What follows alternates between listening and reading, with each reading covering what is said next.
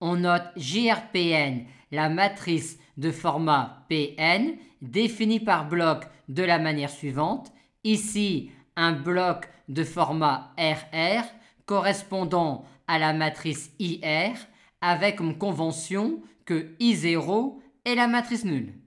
Et sinon, que des blocs constitués de la matrice nulle. Et on va maintenant montrer qu'une matrice de format Pn est de rang R si et seulement si elle est équivalente à la matrice GRPn. C'est-à-dire si et seulement si il existe des matrices PQ inversibles telles que cela. Cette implication-là est évidente car si deux matrices sont équivalentes, elles ont même rang. Or le rang de cette matrice-là est clairement petit r. Maintenant, pour montrer l'implication réciproque, on va transformer le problème matriciel posé en le problème suivant sur les applications linéaires, à savoir, on considère une application linéaire petit f de grand E dans grand F avec dim de E égale petit n et dim de f égale petit p, et on suppose de plus que R est le rang de f. Et l'implication réciproque sera alors démontrée si on montre que l'on peut construire une base BE de E et une base BF de grand F, telle que la matrice de petit f relativement à ces deux bases-là sur la matrice GRPN.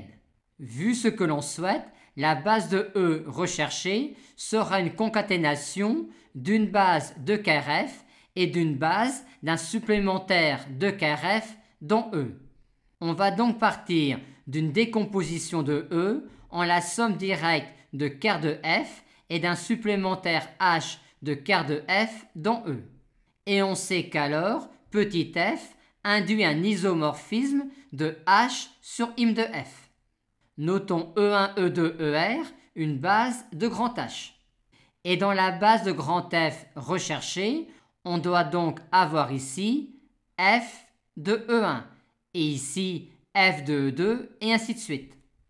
Or, comme petit f induit un isomorphisme de grand H sur im de f, si on applique petit f à cette base-là de grand H, on récupère une base de im de f. Et maintenant, c'est terminé. Pour avoir notre base de grand E, on va compléter cette base de grand H à l'aide d'une base de quart de f. Et pour avoir notre base de grand F, on va compléter cette famille libre-là de grand F en une base de grand F.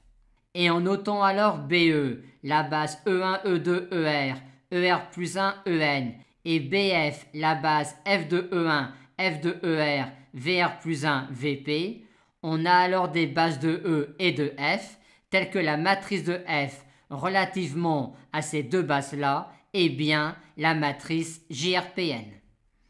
Intérêt 1 de ce résultat.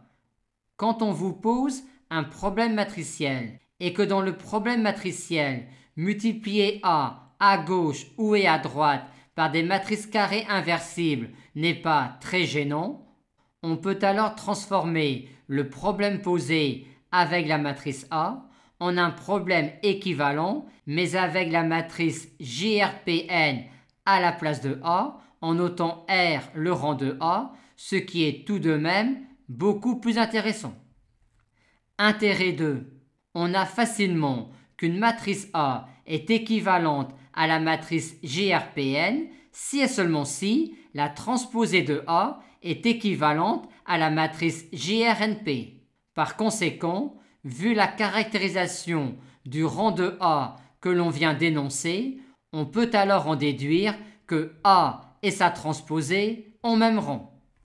Aussi, si jusqu'à présent le rang de A était le rang de la famille des colonnes de A, c'est-à-dire la dimension du sous-espace vectoriel généré par les colonnes de A, on peut maintenant dire que le rang de A est également le rang de la famille des lignes de A, c'est-à-dire la dimension du sous-espace vectoriel généré par les lignes de A.